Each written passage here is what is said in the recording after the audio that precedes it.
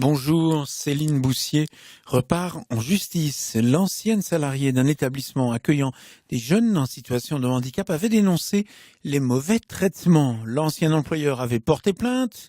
Fin novembre, la lanceuse d'alerte a été relaxée. Aujourd'hui, Céline Boussier poursuit à son tour l'Institut médico-éducatif pour harcèlement. La vie de cette femme a été bouleversée depuis 2013 par cette affaire. Céline Boussier, la lanceuse d'alerte, estime qu'il faut protéger les lanceurs d'alerte qui osent témoigner concernant des dysfonctionnements. Elle reçoit d'ailleurs de nombreux témoignages. J'ai des parents, mais pas que, mais des professionnels aussi qui nous ont envoyé des témoignages extrêmement forts de situations de maltraitance. Et je pense aux éducateurs d'Ésine. C'est un foyer de l'enfance en Gironde qui ont dénoncé des faits graves, des dysfonctionnements graves dans ce foyer et qui tous ont été sanctionnés, dont 2 de manière extrêmement lourde puisqu'ils ont eu 4 mois de mise à pied sans solde, 3 mois ferme et 1 mois avec sursis s'ils parlaient à la presse. Donc je veux dire, à un moment donné, il faut que les pouvoirs publics prennent leurs responsabilités dans cette histoire. On ne peut pas continuer à ce que des personnes fragiles, vulnérables et en situation de grande dépendance continuent à subir. Si à un moment donné les contrôles étaient faits de manière cohérente et si les contrôles étaient faits comme ils devaient être faits, on n'aurait pas ces situations-là et on n'aurait pas de lanceurs d'alerte. Inquiétude des syndicats et des parents d'élèves de l'Institut national des jeunes sourds et de celui des jeunes aveugles.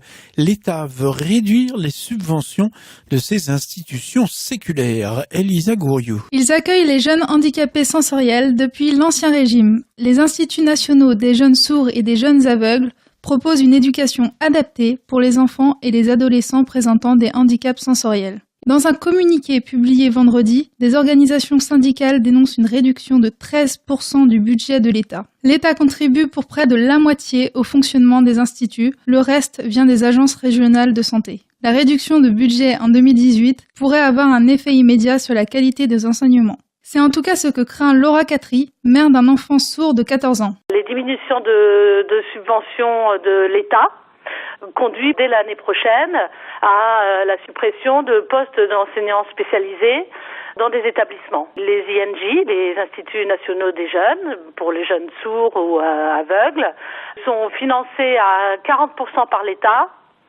et à 60% par les ARS.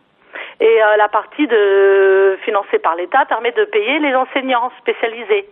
La baisse de ces subventions, c'est la diminution, c'est parfois la suppression de postes, par exemple à Metz. Si vous êtes parisien, vous ne pourrez pas les manquer. Les photos placardées sur les grilles de l'Hôtel de Ville à Paris, une vingtaine de modèles ont participé à ce projet. Je suis autiste. Et alors, une démarche nécessaire en 2017. Explication, Stéphanie Sérac. Sur l'une des plus importantes artères de Paris, affichée en grand sur les grilles de l'Hôtel de Ville, il y a notamment la photo d'Éléanore. 5 ans, des boucles blondes qui dansent autour de son visage d'ange. Éléanore est autiste. C'est sa maman, Audrey Guyon, photographe, qui est l'auteur de la grande majorité des clichés. Elle parle pas, elle communique principalement avec son regard, puis ses attitudes, mais voilà, non, elle ne parle pas. T'es contente ? Oui. On s'intéresse à toi ? Mais oui, il y a du monde.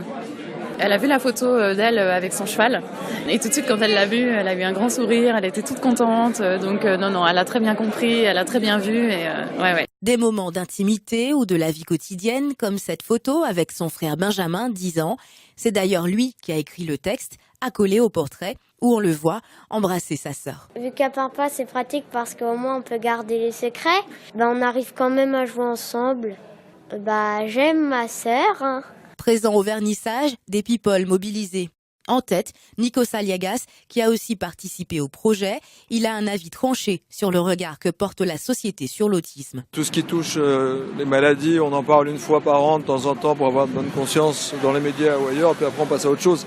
La réalité est que la société n'est pas prête, n'a pas la structure pour que le quotidien de ceux qui souffrent d'autisme puisse être facilité. Et comme je fais des photos, c'est pour ça que j'ai voulu aussi, à ma façon, participer à l'événement. Toutes en noir et blanc, ces photos d'Éléanore, Ruben ou bien encore Théophile et tous les autres fichent des instants magiques qui sont visibles rue de Rivoli sur les grilles de l'Hôtel de Ville et ce pendant 2 mois. C'est la fin de ce journal. Merci de votre fidélité.